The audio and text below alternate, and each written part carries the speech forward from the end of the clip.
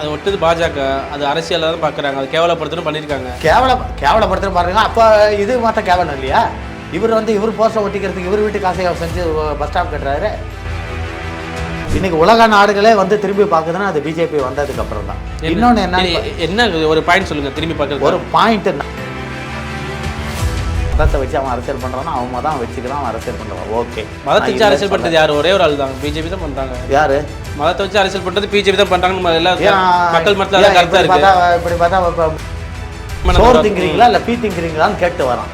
இதே நீ ஒரு முஸ்லீம் பண்டிகையில் போய் கேட்டு பாரு, இல்லை ஒரு கிறிஸ்டின் பண்டிகையில் போய் கேட்டு பாரு, நடக்கிறதே வேற.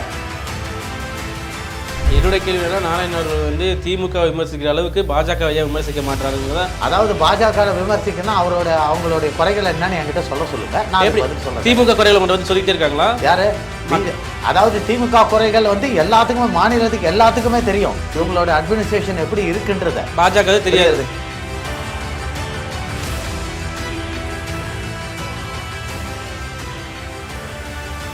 நீங்க பாஜக பண்ண நல்லதுக்கு பேசுறீங்களா? அவங்க இந்த இவ்வளவு நாள் ஆட்சி பண்ணிருக்காங்க. ஆட்சியில எந்த இதுவுமே கெட்டது பண்ணவே இல்லையா? ஏதாச்சும் நீங்க என்ன விமர்சனம் வச்சீங்க? அதாவது என்ன கெட்டது பண்ணிருக்காங்க நீங்க சொல்லுங்க, நான் அதுக்கு ரீசன் சொல்றேன். இல்ல உங்களுக்கு கருத்து இது பண்ணதே இல்லைன்னு கேட்குறேன். அதாவது பண்ணதே இல்லையான்னா பிஜேபிக்கு ஃபண்டு வருது, தேர்தல் ஃபண்டு நிறையா வருது, இன்னும் தான் அதிகமாக வருது மற்ற ஸ்டேட்டை விட. நான் இல்லைன்னு அதை சொல்ல வரல, புரியுதுங்களா? பிஜேபிலையும் சில குறைபாடுகள் இருக்கலாம். என்ன குறைபாடுகள்? இப்போ திமுக சுட்டி காமிக்கிறீங்களா? லேப்டாப் குறைபாடு. சரி, இந்த மாதிரி பிஜேபியில் இப்போ இன்னும் குறைபாடுகள்னு சொல்ல போனால், இப்போ தமிழ்நாட்டை பிடிக்கணுன்றதுக்காக அவங்க எந்த விதத்திலையும் போகிறதுக்கு அவங்க தயாராக இருக்காங்க, புரியுதுங்களா? இன்னொன்று என்னென்னு கேட்டிங்கன்னா, இப்போ சமீபத்தில் ஒரு குற்றம் எனக்கு ஒருத்தர் சொன்னார். அதாவது இந்த மெட்ரோ இது போட்டுக்கிட்டு இருக்காங்க பார்த்தீங்களா, அதில் அந்த எல்என்டி போன்ற பெரிய பெரிய கம்பெனிலாம் கான்ட்ராக்ட் எடுத்திருக்காங்க. அவங்களுக்கு மத்திய அரசாங்கம் 5ஆம் தேதி ஆனால் அமௌண்ட் கரெக்டாக செட்டில் பண்ணிடுறாங்க மாதம். ஆனால் அவங்கக்கிட்ட சப்கான்ட்ராக்டர்ஸாக இருக்காங்க பார்த்தீங்களா, அவங்களுக்கு 3 மாதம் கழிச்சு தான் அமௌண்ட்டையே செட்டில் பண்ணுறாங்களாம். ஸோ அந்த 3 மாதம் வரைக்கும் அவங்களால வெயிட் பண்ண முடியல. காரணம் என்னென்னா 60 நாளைக்குள்ளே அந்த சப்கான்ட்ராக்டர்ஸ் ஜிஎஸ்டி கட்டி ஆகணும், புரியுதுங்களா? அந்த ஜிஎஸ்டியை கட்டி ஆகணுன்றதுக்கு அந்த அமௌண்ட் அவங்க ரிலீஸ் பண்ணுவோன்னா தான் இவங்களால ஜிஎஸ்டி கட்ட முடியும், சம்பளம் கொடுக்குறவங்களுக்கு வேலைக்கு சம்பளம் கொடுக்க முடியும், இந்த மாதிரி இது. ஆனால் அது கரெக்டாக ப்ரொடியூஸ் ஆகாத மாநில அரசாங்கமும் அதை கவனிக்கணும். ஆனால் இவங்களும் கவனிக்கலை. இதை ஒருத்தர் என்கிட்ட சொன்னார், இதை கொஞ்சம் பேசுங்க சார், மத்திய அரசாங்கத்தை கொஞ்சம் ப்ரெஷர் கொடுக்க சொல்லுங்கன்னு சொன்னார். மத்திய அரசாங்கம்? ஆமாம், மத்திய அரசாங்கம் இந்த ப்ரெஷர். இங்கே திமுக அரசு, அங்கே மத்திய அரசாங்கம். பிஜேபி கவர்மெண்ட் அப்படி சொல்லக்கூடாது. பிஜேபி அரசாங்கம் ப்ரெஷர் கொடுக்கலாம், நாங்கள் உங்களுக்கு செட்டில் பண்ணுறோம்ல, நீங்கள் அதே மாதிரி அவங்களுக்கு ஜிஎஸ்டி அமௌண்ட்டாவது ரிலீஸ் பண்ணுங்க, 60 நாளைக்குள்ளே அவங்க ஜிஎஸ்டி கட்டணும், அவங்களுக்கு ரிலீஸ் பண்ணால் தான் வேலை குயிக்காக நடக்கும்னு சொல்லி மத்திய அரசாங்கம் ப்ரெஷர் பண்ணலாம். இந்த மாதிரி ப்ரெஷர்கள்லாம் இன்னும் பார்த்தா பிஜேபியோட இதுதான், புரியுதுங்களா? அதே மாதிரி இப்போ நீங்கள் நல்லது என்ன பண்ணியிருக்கீங்கன்னு நீங்கள் கேட்டீங்க. இன்றைக்கி புருஷாகத்தில் போய் பார்த்தீங்கன்னா சாலையோர வியாபாரிகள்னு இருக்காங்க. அவங்க எல்லாருமே அந்த முத்ரா லோன் நிறையா பேர், 3/4 பேர் வாங்கியிருக்காங்க. அந்த முத்ரா லோனோட திட்டம் என்னென்னா, அவங்களுக்கு 2 லட்ச ரூபா வரைக்கும் கடன் தராங்க, 50 பைசாவை என்னவோ தான் வட்டி. அந்த 2 லட்ச ரூபா அந்த முத்ரா லோன் அவங்க வாங்கிட்டா மாநகராட்சி மூலமாக அவங்களுக்கு ஒரு ஐடி கார்டு மாதிரி கொடுத்துருவாங்க. அந்த கார்டை வச்சுக்கிட்டா அந்த இடத்துலேருந்து, பிளாட்ஃபார்ம்லேருந்து அந்த இடத்துலேருந்து போலீஸ்காரனோ இல்லை ஹைவேஸ் டிபார்ட்மெண்ட்டோ யாருமே துரத்த முடியாது, புரியுதுங்களா? விவசாயிகளுக்கு ஒன்றும் செய்யலைன்னு சொல்கிறாங்க. ஆனால் இன்றைக்கி விற்கிற ஒரு உறவு மூட்டை வெறும் 280 ரூபாய்க்கு வாங்குறாங்க. ஆனால் அந்த மூட்டையோட உண்மையான விலை என்னன்னு தெரியுமா? 1900. ஓகே, இன்னொரு கேள்வி. பாஜகவுக்கு நிறைய பணங்கள் வருது, ஃபண்ட் வருது, அது எங்கேருந்து வருது? அது பிஸ்னஸ் மேக்னட்ஸ் எல்லாருமே தராங்க, நான் இல்லைன்னு சொல்லலை. அப்போ திமுகவுக்கும் பாஜக எல்லாம் ஒரே மாதிரி தான், எதுவுமே வித்தியாசம் கிடையாது? வித்தியாசம் கிடையாதுன்னு நான் சொல்ல வரல. அதாவது அவங்களுக்கு நாட்டுப்பற்று இருக்கும். யாருக்கு? பிஜேபிக்கு. அப்படி என்ன பார்த்தீங்க? ஒரு பாயிண்ட் சொல்லுங்க. நாட்டுப்பற்றுன்னு நீங்க சொல்றீங்கல்ல, இன்னைக்கு உலக நாடுகளே திரும்பி பார்க்குதுன்னா அது பிஜேபி வந்ததுக்கு அப்புறம் தான். இன்னொன்று என்ன ஒரு பாயிண்ட் சொல்லுங்க. திரும்பி பார்க்க ஒரு பாயிண்ட்னா, இன்னைக்கு ஜம்மு அண்ட் காஷ்மீர் எடுத்துக்கலாம். ஜம்மு அண்ட் காஷ்மீர்ல ராகுல் காந்தி காங்கிரஸ் பீரியட்ல ஜம்மு அண்ட் காஷ்மீர்ல அவராலேயே உள்ள போக முடியல, மன்மோகன் சிங்காலே உள்ள போக முடியல. ஆனா இன்னைக்கு சுதந்திரமா போயிட்டு வர முடியுது, அந்த அளவுக்கு அமைதி அங்கே கொண்டு வந்து. இன்னொரு கேக்கு, பாஜக தேர்தலுக்கு நேரத்தில் ஏதாச்சும் ஒரு எப்படி ஒரு மக்கள் மத்தியில் அவ்வளோ பேர் பழி வாங்குறாங்க, இல்லை இப்போ புல்வாமா அட்டாக் அவங்க பாஜக தான் பண்ணாங்க, அது பின்விளை பாஜக தான் இருக்காங்க இப்பெல்லாம் சொன்னாங்கல்ல. புல்வாமா தாக்குதல் இது மாதிரி இந்த எலெக்ஷன் டைம்ல இவ்வளோ போராட்டங்கள் பண்ணுறது, இது மாதிரி பண்ணுறது பாஜக தான் அப்படின்ற சொல்கிறாங்களே. அதாவது எல்லாத்துக்கும் பாஜக. இப்போ திருப்பழங்குன்றம் விஷயத்தை கூட என்ன சொன்னாங்க? பிஜேபி தான் இதை தேர்தலுக்கோசரம் இந்த பிரச்சனையை பெருசாக்குதுன்னாங்க. ஆனால் கோர்ட்டு நீதிபதி என்ன தீர்ப்பு சொன்னார்? நீதிபதி யாரு? அது ஒன்று இருக்குல்ல, நீதிபதி விஸ்வநாதன் இருந்தாலும் அவர் தீர்ப்பு சொன்னது அவர் சரியான பாயிண்ட். அவர் சொன்ன அடுத்த நீதிபதி அதே தீர்ப்பு தானே சொல்லியிருக்காரு. இப்போ சுப்ரீம் கோர்ட்டுக்கு போயிருக்காங்க, அங்கேயே அதே தான் வரப்போகுது. அதான் வரப்போகுது தெரியுமில்ல. அந்த இதுவை கலவர தூண்டி விடுறதே திமுக தான். நான் என்ன கேட்குறேன், அங்கே இருக்கிற முஸ்லீம்களே வந்து இருங்க, திருப்பரங்குன்றதுல அது நான் என்ன சொல்ல வரேன், அங்கே இருக்கிற முஸ்லீம்களே விளக்கேற்றுறதுக்கு எந்த வித அனுமதியும் அவங்க வந்து எந்த வித இதுவும் எதிர்ப்பும் தெரிவிக்கல. ஏற்றிட்டு போட்டோன்னு தான் சொல்லியிருக்காங்க. அந்த காலத்துலேருந்து ஏற்றப்பட்டது. அது வந்து கிரானைட் கல்லுன்னு சொல்லி இன்னும் சொல்றேன். அந்த காலத்துல ஏத்தப்பட்டது கடந்த 100-150 வருஷமா ஏத்தல. இவ திடீர்னு எலெக்ஷன் வர டைம்ல ஏன் பிரச்சனை கொண்டு வரணும் அப்படின்னு ஒரு பிரச்சனை அவங்க கொண்டு வரலையே. இவங்க வந்து பத்த வைக்கணும் ஏன் வரணுங்க, அது ஒண்ணு இருக்குல்ல. யாரு நாங்க விளக்கு இங்க தான் பத்த வைப்போம், இங்க தான் தீபத்தை பத்த வைப்பேன்னு சொல்றாங்களே. அதாவது வந்து அடிவாரம் போன வருஷம் பண்ணிருக்கலாம், முந்தின வருஷம் பண்ணிருக்கலாம், பண்ணியிருக்கலாம். இப்போ வந்து பிஜேபி வந்து ஒவ்வொரு வருஷமும் ஏத்திக்கிட்டு தான் இருக்காங்க. ஆனா இவங்க ஏத்த விடல. திராவிட முன்னேற்ற கழக அரசாங்கம் வந்ததுக்கு அப்புறம் அங்க தீபம் ஏத்த விடல. அதிமுக ஆட்சியில ஏத்துனாங்க, அதிமுக ஆட்சியில ஏத்தி இருக்காங்க. அந்த இடத்த அவங்க அதாவது அந்த இடத்துக்கு பக்கத்துல இன்னொரு இடத்துல இவங்க ஏத்துறேன்னு சொன்னதுதான் இப்ப பிரச்சனையே, புரியுதுங்களா? ஆனா அந்த பிரச்சனை அந்த இடத்துக்கும் தர்காவுக்கும் எந்த வித சம்பந்தமும் கிடையாது. தர்கா இருக்கிறது மலை உச்சியில, கீழே இருக்கிறது அது பக்கத்துல இருக்கிற தீபத்தூண்ல தான் ஏத்தலன்னு சொல்லியிருக்காங்க அதிமுக. ஆமா, புரியுதுங்களா? அதனால இவங்க வந்து கலப்பி விடலை. அதை வந்து கலப்பி விட்டது இந்த திராவிட மாடல் தான், புரியுதுங்களா? இன்னைக்கு நீங்க சொல்றீங்க இந்து மக்கள் தான் அவங்க அந்த கட்சி தலைவரை கலைப்பட்டு தான் சொல்றாங்க. உதயநிதி அவர்களே சொல்லலையா? உதயநிதி பேசிட்டு தவறு, திமுகவும் திகாவும் இந்துக்களை அழிக்க நினைக்கிறதுன்னு சொல்லி தீர்ப்பே கொடுத்துருக்காங்க. உயர்நீதிமன்றம் கடுமையாக கண்டனம் தெரிவித்து தீர்ப்பு கொடுத்துருக்காங்க. இதனால் நம்ம வந்து பிஜேபியை ஒரு சைடில் நம்ம விடுறோம், அவன் மதம் அவனுக்கு, புரியுதுங்களா? இப்போ முஸ்லீம் வந்து எல்லாரும் இதை வந்து இவங்க வந்து இந்து பக்கம் இவங்க இப்படி சாயறதுக்கு காரணம் என்னன்னு கேட்டிங்கன்னா, இந்து எதிர்ப்புக்கு உண்மையிலே நான் சொல்லுவேன், இந்துக்களுக்குள்ள ஒத்துமை கிடையாது. அதாவது ஒரு முஸ்லீம் அடித்தா 100 முஸ்லீம் வருவான், ஒரு கிறிஸ்டியன் அடித்தா 100 கிறிஸ்டியன் வருவான். ஆனால் இங்கே ஒரு இந்து அடித்தா 10 இந்து கூட வரமாட்டான். இவனுங்களுக்கு வந்து அந்த புரிதல் தன்மை இல்லை. இவனுங்க அப்படி ஒதுங்கி இருக்கிறனால தான் இந்த மாதிரி பிரச்சனைகள் தான் வருது. ஆனால் உண்மையிலே சொல்லப்போனால் இந்த ஜாதி மதம் இது எல்லாத்தையும் அது இருங்க, ஜாதி மதம் எல்லாத்தையும் தூண்டி விடுறதே இந்த அரசியல்வாதி. அது பிஜேபியாக இருக்கட்டும், திமுக இருக்கட்டும். அவன் மதத்தை வச்சு அவன் அரசியல் பண்ணுறான்னா அவன் மதம் வச்சுக்கிறான், அவன் அரசியல் பண்ணுறான். ஓகே, மதத்தை வச்சு அரசியல் பண்ணுறது யார்? ஒரே ஒரு ஆள் தான், பிஜேபி தான் பண்ணுறாங்க. யாரு மதத்தை வச்சு அரசியல் பண்ணுறது? பிஜேபி தான் பண்ணுறாங்க. மக்கள் இப்படி பார்த்தா இப்போ முஸ்லீம் அமைப்பில் எத்தனை கட்சி இருக்கு? அவங்களாம் மதத்தை வச்சு அவங்க அரசியல் பண்ணலையா? தேசிய கட்சி. திமுக என்ன பண்ணிக்கிட்டு இருக்கு? இந்துக்களை வந்து ஜாதி வேறையாக பிரித்து வச்சு அந்தந்த ஜாதி எந்தெந்த ஜாதி எந்தெந்த மாவட்டத்தில் அதிகமாக அவங்களுக்கு தானே சீட்டு கொடுக்குது. அப்போ நீ மட்டும் யோக்கியமா சொல்லுங்கள்? அதாவது அவங்களுடைய குறிக்கோள் மதத்தை வச்சு அரசியல் பண்ணுறாங்கன்னு நீங்கள் சொல்கிறீங்க பாருங்கள், அது வந்து தவறான கண்ணோட்டம். அவங்களுடைய குறிக்கோள் என்னன்னா இந்து மதம் அழிந்து விடக்கூடாது. அது எல்லாருக்கும் எல்லா மதம் அப்படியே விட்டால் கூட அழியாதுன்னு நினைக்கிறேன். அப்படியே ஒரு எந்த பிரச்சனையும் பண்ணாமல் இருந்தால் கூட அழியாது, அப்படியே தான் இருக்கும். அது எப்படி சொல்கிறீங்க அது அழியாதுன்னு? நீங்க சொல்றீங்க இத்தனை வருஷமா பாஜக ஆட்சியில் இல்லாத போது இந்து மக்கள் இருந்துச்சு, இந்து மதம் இருந்தது. ஆனா இந்துக்களுக்கு இது வரைக்கும் எந்த வித இதுவும் கிடையாது. இன்னைக்கு இந்து கோயில்களை தானே அவமதிக்கிறாங்க. இப்ப கூட சேகர் பாபு ஒரு தேரோட்டத்துக்கு போய் ஸ்ரீவைகுண்டத்துல போய் என்ன கேட்கறான் மக்கள் கிட்ட? அவனாம் ஒரு அமைச்சரா? இதே ஒரு முஸ்லீம் ஃபங்க்ஷன்ல போய் அந்த மாதிரி கேட்க சொல்லுங்க பார்க்கலாம். என்ன கேட்டான் அவன் வார்த்தை தெரியுமா உங்களுக்கு? என்ன கேட்டான்? சோறு திங்கிறீங்களா இல்லை பீ திங்கிறீங்களான்னு கேட்டு வரான். இதே நீ ஒரு முஸ்லீம் பண்டிகையில போய் கேட்டு பாரு, இல்லை ஒரு கிறிஸ்டியன் பண்டிகையில போய் கேட்டு பாரு, நடக்கிறதே வேற. ஆனால் அங்கே இருக்கிற இந்து பேசாமல் தான் இருந்திருக்கான். இதுதான் காரணம், புரியுதுங்களா? இந்த மாதிரி வன்மையாக இவனுங்க வந்து இந்துவை சீன்றதுனால தான் பிரச்சனைகளை பிஜேபி கையில் எடுத்திருக்கு. இப்போ இவங்களுடைய குறிக்கோள் என்னன்னா, பிஜேபியை வந்து மதவாதம்னு சொல்கிறது. அதான் தான் நான் அன்னைக்கே உங்ககிட்ட ஒரு இதில் சொன்னேன். இன்றைக்கி மதத்தை வச்சு அரசியல் பண்ணுறா பிஜேபின்னு சொல்லுது இல்லை. அன்றைக்கி முரசொலி மாறன தயாநிதி மாறனோட அப்பா முரசொலி மாறனுக்கு மந்திரி பதவி வாங்கிட்டு பிஜேபியோட கூட்டணி வச்சிங்களே, அன்றைக்கி அது வந்து மதவாத கட்சியாக தெரியலையா? ஏன்னா அன்றைக்கி மந்திரி பதவி கிடச்சது, அதனால் மதவாதம் மறைஞ்சு போச்சு. இன்றைக்கி எதிர்க்கிறாங்க, அதனால் உங்களுக்கு மதவாதமாக தெரியுது. இப்படின்னா அப்படி, அப்படின்னா அப்படி. இவங்க இன்றைக்கி வந்து இந்த ஸ்டாலின் இவ்வளோ சொல்கிறாருல, எங்களுக்கு மதம் தேவையில்லை, ஜாதி தேவையில்லை, எதுவுமே எல்லாத்துக்கும் நாங்கள் சரி சமம்ட்டு. இதே திருமாவளவன் அவர்களுக்கு ஒரு பொது தொகுதியில் சீட்டை கொடுத்து நிற்க வச்சு ஜெயிக்க வச்சு காட்ட சொல்லுங்கள் பார்க்கலாம். இது வரைக்கும் ஏன் கொடுக்கல சொல்லுங்கள்? பொது தொகுதி அது டவுட்டு தான், வெற்றி பெறுது. யார் சொன்னா? திமுக நினைச்சா ஏன் அவர் குளத்தூர் தொகுதியில் நிற்க வச்சு திருமாவளவனை ஜெயிக்க வைக்கக்கூடாதா? பாலாஜியும் ஆளூர் சானவாசன் பொது தொகுதியில் நின்றுருக்காங்க. அது வந்து திமுகவுடையது. இந்த தடவை தான் கொடுத்துருக்காங்க.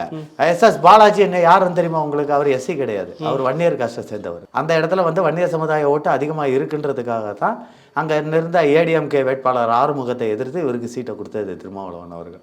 புரியுதுங்களா? எஸ்சி ஓட்டும் அங்கே வன்னியர் ஓட்டையும் பிரிக்கணுன்றதுக்காக தான் சீட்டை கொடுத்தது. அவர் அங்கே ஜெயிச்சிட்டார், இல்லைன்னு நான் சொல்ல வரல. ஆனால் இன்னைக்கு வந்து வாண்டையார்னு ஒருத்தர் இருந்தார் சிதம்பரத்தில், தெரியுமா உங்களுக்கு?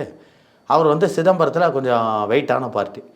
ஆனால் கலைஞர் பீரியடில் அவருக்கு வந்து சீட்டு எங்கே கொடுத்தாரு தெரியுமா அவர்? அதே வன்னியர் காஸ்ட்டுக்கும் அவருக்கும் ஆகாதுன்னு தெரிஞ்சு அதே சிதம்பரத்தில் அந்த வன்னியர் காஸ்ட்டுக்கு எதிராக அவருக்கு சீட்டை கொடுத்து தோக்கடிச்சார். அதேமாதிரி ஜெயலலிதா அம்மாவும் என்ன பண்ணாங்கன்னா அவருக்கு வந்து திருச்சியில் கொண்டு போய் கொடுத்தாங்க சீட்டை. ஸோ இங்கே வந்து மதம் ஜாதி என்பது அரசியல்வாதிகளால் நடத்தப்படுற நாடகம், புரியுதுங்களா? அதுக்கு மக்கள் அடிமை ஆகிடக்கூடாது. எல்லா மதத்துக்காரங்களும் இங்கே ஒன்றா தான் இருக்காங்க. இன்றைக்கி ஹோட்டலில் இன்றைக்கி ஐயரை வந்து இவ்வளோ திட்டுறாங்க. நான் என்ன சொல்ல வரேன், ஹோட்டலில் போய் அந்த ஐயரே சாப்பிட்றான், சமைக்கிறது யாருன்னு அவனுக்கு தெரியுமா?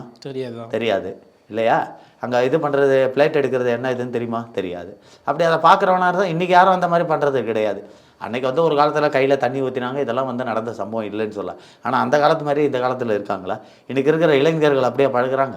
அவனும் பழகிறவனுக்கு எந்த ஜாதி என்ன, அந்த ஜாதி வேற்றுமை இந்த மத வேற்றுமைன்றதை தூண்டி விட்டு அரசியல் பண்ணுறதே அரசியல்வாதிகள் தான். அது பிஜேபியாக இருக்கட்டும், திமுகவாக இருக்கட்டும், எந்த கட்சியாக இருக்கட்டும். ஓகே சார், தயவுசெய்து அதை செய்யாதீங்கன்னு தான் நான் சொல்கிறேன். ஓகே, இப்போ ரீசெண்டாக அசம்பிளியில் வந்து கவர்னர் வந்துட்டு வெளிநடப்பு பண்ணார்ல, இது வருஷம் வருஷம் அப்படி நடந்துக்கிட்டே இருக்கு. இது வருஷம் நடந்துருக்குன்னா இது ஆரம்பத்தில் அந்த தேசிய கீதத்தை இவங்க இசைக்கிறதே கிடையாது. இல்லை, அதுக்கு முன்னாடி எப்படி பண்ணாங்களோ அதை நம்ம ஃபாலோ பண்ணிட்டு வராங்க. இப்போ 10 வருஷத்துக்கு முன்னாடி என்ன பண்ணாங்களோ அதை ஃபாலோ பண்ணுறது. தேசிய கீதம்ன்றது நடைமுறையில் உள்ளது, புரியுதுங்களா? இப்போ நாட்டு பெண் போட்டு அப்புறம் முடிக்கும் போது அதை வந்து அதிமுக பீரியட்லாம் கரெக்டாக செஞ்சாங்கல்ல, தேசிய கீதம் விசாரிச்சாங்கல்ல. இல்லை யார் சொன்னா அவர் ஏடிஎம்கே பீரியட்ல தேசிய கீதம் விசாரிச்சாங்க? அப்படி இல்லை முடியும் போது தான் அது பண்ணியிருக்காங்க. ஆரம்பத்தில் தமிழ் தாய் வாழ்த்து போட்டு தான் அப்புறம் முடியும் போது அது பண்ணியிருக்காங்க. தமிழ் தாய் வாழ்த்து போட்டு அதை பண்ணியிருக்காங்களா? ஆனால் டிஎம்கே அதை கூட பண்ணலையே. அவங்க என்ன கேட்குறாங்கன்னா ஆரம்பத்திலே போடணுமா அந்த இதை? சரி, இதை ஆரம்பத்திலே போடணும்னு இவங்க கேட்குறாங்களே. சரி, அதுக்கு இவ்வளோ கேட்குற அவர் எழுதி கொடுத்ததை அப்படியே படிக்கணுங்கிறாரு. இது எந்த விதத்தில் நியாயம்? இப்போ வந்து தமிழ்நாட்டில் வந்து சட்டம் ஒழுங்கு எப்படி கெட்டு போயிருக்கு? இல்லை, கவர்னர் அப்படி இதை மாற்ற பார்க்குற, இந்த ரூலே மாற்ற பார்க்குறாரு. அது எப்படிங்க ரூலை மாற்ற பார்ப்பாரு? எங்க இவங்க வந்து இதுக்கு முன்னாடி இந்த கவர்னர் என்ன பண்ணாங்க? அதே தான் ஃபாலோ பண்ணாங்க. இவங்களுக்கு வந்து யாருமே வந்து ஒத்துழைக்கலன்னா உடனே அவங்களை எதிர்க்கிறது திமுகவோட ஆக்டிவிட்டிஸ். அவங்களுக்கு ஒண்ணுக்கு மேல ரெண்டு. அதே பாஜக யாரும் ஒத்துழைக்க, பாஜக பலி வாங்குறது இருக்குல்ல. கவர்னர் வந்து தேசிய கீதத்தை வந்து முன்வழிக்கணும், முதல்ல வைக்கணும், அதனால அதுக்கப்புறம் தான் நான் பேசுவேன்னு சொல்றேன், அது தவறு அப்படின்னு இவங்க சொல்றாங்களே. நான் என்ன கேட்கிறேன், இப்போ இவர் கொடுத்த அறிக்கையை வாசிக்க சொல்லியிருக்காங்க கவர்னர் உரையில. கவர்னர் உரைகளை பெண்களுக்கு தமிழ்நாட்டில் பாதுகாப்பு இல்லை அப்படிங்கிற இது சென்டென்ஸ் இல்லை. அங்கங்கே இளைஞர்கள் வந்து இந்த போதைக்கு அடிமையாகி மிகவும் மோசமான நிலைமையில் தமிழ்நாடு போய்கிட்டு இருக்குன்ற அந்த அறிக்கை கிடையாது, புரியுதுங்களா?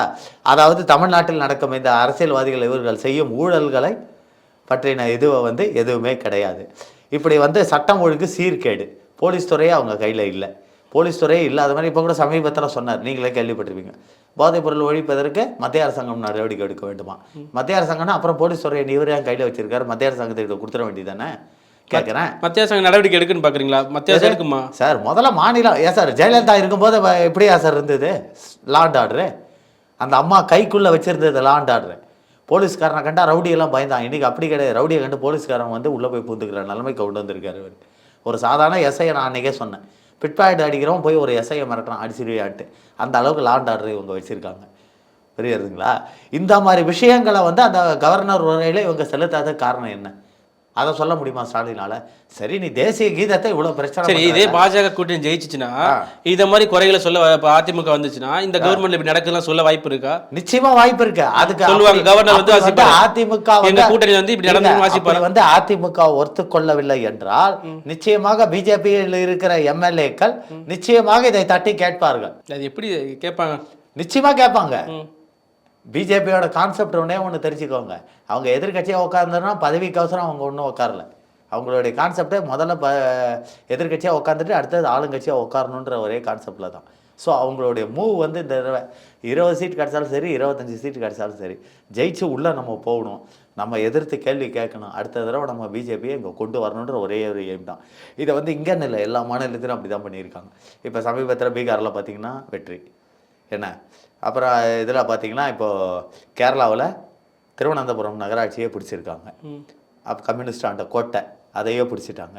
அதேமாதிரி இப்போ எல்லா 25 ஆண்டுகளாக அசைக்க முடியாத பாம்பே தாக்கரே இடத்த இன்றைக்கி வந்து 48 இதை பிடிச்சி இன்றைக்கி தாக்கரேவை அங்கே ஒன்றும் இல்லாமல் பண்ணிட்டாங்க, புரியுதுங்களா?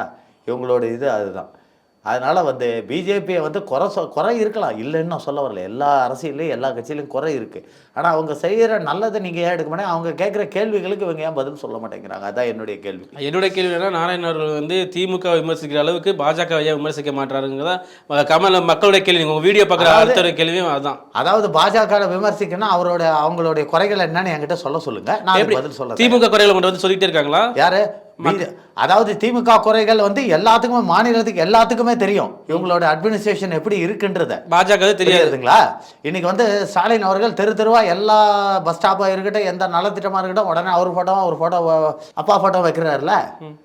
ஆனா ஒரு 6 மாசத்துக்கு முன்னாடி திட்டுக்கல்ல ஸ்டாலினோட போட்டோ எல்லா இடத்துலயும் இருக்கு, இங்க ஒட்டி ஏன் இல்லைன்னு சொல்லி பிராந்தி கடையில் 2 பிஜேபி பொம்பளைங்க போய் ஒட்டி இருக்காங்க. இது எந்த விதத்துல தப்பு இல்லைல்ல? அதுக்காக அந்த பெண்கள் மேல கேஸை போட்டு 15 நாள் ரிமாண்ட் பண்ணியிருக்கு இந்த திராவிட மாடல் அரசாங்கம். அப்போ இதுக்கு பதில் சொல்ல முடியுமா மு.க. ஸ்டாலின் அவர்களால்? அது ஒட்டுது பாஜக, அது அரசியலாக தான் பார்க்குறாங்க, அது கேவலப்படுத்தணும் பண்ணியிருக்காங்க. கேவலப்படுத்தணும் பாருங்க. அப்போ இது மற்ற கேவலம் இல்லையா?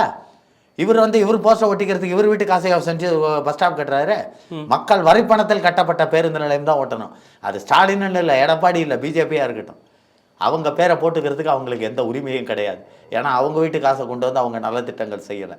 மக்கள் வரிப்பணத்தில் செய்யப்பட்ட நல்ல திட்டங்கள். அதனால் மக்கள் வரிப்பணத்தில் கட்டப்பட்ட பேருந்து நிலையம், மக்கள் வரிப்பணத்தில் கொடுக்கப்பட்ட நல்ல திட்டம் தான் நீ சொல்லணுமே தவிர உன் பேரையோ உங்கள் அப்பா பேரையோ அதிகாரத்தில் இருக்கன்றதுக்காக நீ அதை போடுறதுக்கு உனக்கு உரிமையே கிடையாது. ஏன்னா அந்த அதிகாரம் என்பது மக்களால் கொடுக்கப்படுது. அந்த அதிகாரத்தையும் உங்களுக்கு கொடுக்கறது யாரு? பொதுமக்கள். அந்த பொதுமக்கள் ஓட்டு போட்டு உன்னை ஜெயிக்க வச்சா தான் நீ அந்த அதிகாரி, முதலமைச்சர், அமைச்சர் எல்லாமே. ஆனால் அப்பேற்பட்ட பொதுமக்கள் உனக்கு அதிகாரத்தையும் கொடுத்து வரி பணத்தையும் கொடுத்து எல்லாத்தையும் செய்வாங்க. ஆனால் நலத்திட்டம்ன்ற பேரில் உங்கள் போஸ்டர் நீங்கள் போட்டுப்பீங்களா? இது எந்த விதத்தில் சார் நியாயம்? இதுக்கு முதல்ல சுப்ரீம் கோர்ட் ஒரு நடவடிக்கை எடுக்கணும். இது சட்டப்படி எடுக்க வேண்டிய நடவடிக்கை. இதை நான் பிஜேபிக்கு நான் சொல்லுவேன். ஓகே. இப்போ சமீபத்தில் பார்த்தீங்கன்னா இந்த வீட்டுக்கு வீடு குடிநீர் திட்டம், ஆமாம், அதை மத்திய அரசாங்கம் கொண்டு வந்த மோடி திட்டம். அதில் மோடியோட போஸ்டர் இல்லை, இவர் ஃபோட்டோ ஒட்டி இருக்குது. அது தெரியுமா உங்களுக்கு? அதே மாதிரி இப்போ கிராம சாலைகள் திட்டம், முதலமைச்சர் கிராம சாலைகள் திட்டம்னு ஒன்று போட்டிருக்காரு. அந்த முதலமைச்சர் கிராம சாலை திட்டம்னு எந்த இதுலேயுமே இது வரைக்கும் அந்த ஆட்சியிலும் நீங்கள் கேள்விப்பட்டிருக்கீங்களா? கிடையாது. அது மத்திய அரசாங்கம் வாஜ்பாய் கொண்டு வந்த பிரதம மந்திரி கிராம சாலை திட்டம். அதில் வர ஃபண்டை எடுத்து இதில் ஒதுக்கி இவர் ஒரு திட்டத்தை உருவாக்கி சாலை திட்டம்னு போட்டுக்கிட்டு இருக்காரு. இப்போ கூட இந்த லேப்டாப்பு பார்த்தீங்கல்ல, என்ன சொல்லியிருக்காரு? உலகம் உங்கள் கையில். 4.5 வருஷமாக அவங்க கையில் உலகத்தை கொடுக்க தெரில, இப்போ கொடுத்துட்டு உலகம் உங்கள் கையிலாம். இதை முதல்ல அந்த உலகத்தை அவங்க கையில் கொடுத்தது யாரு? அந்த திட்டத்தை டாக்டர் ஜெயலலிதா. அப்போ இப்போ நீ என்ன இது மாதிரி சொல்லிக்கிற? இவங்களுடைய திமுகவோட ஒரே ஒரு இது கான்செப்ட் தெரிஞ்சுக்கோங்க, வெட்டு விளம்பரம் தான். புரியுதுங்களா? மற்றவங்க செய்யறதெல்லாம் தான் செஞ்சதா சொல்லிக்கிறதா இவங்களுடைய வேலையே. அந்த ஆம்புலன்ஸ் விஷயத்தில் கூட பார்த்தீங்கன்னா அன்புமணி தான் கொண்டு வந்தது, இது எல்லாருக்குமே தெரியும். ஆனால் தாங்க தான் செஞ்சதா, தங்களை பொறுப்பில் இருக்கிறதுனால தான் நாங்கள் செஞ்சதா சொல்லி போஸ்ட் ஓட்டிக்கிறோம். இதான் வேலையை. மீண்டும் அடுத்த நிகழ்ச்சியில் கண்டிப்பாக இந்த அரசியல் பற்றி தெளிவாக பேசுவோம். ஓகே, நன்றி சார்.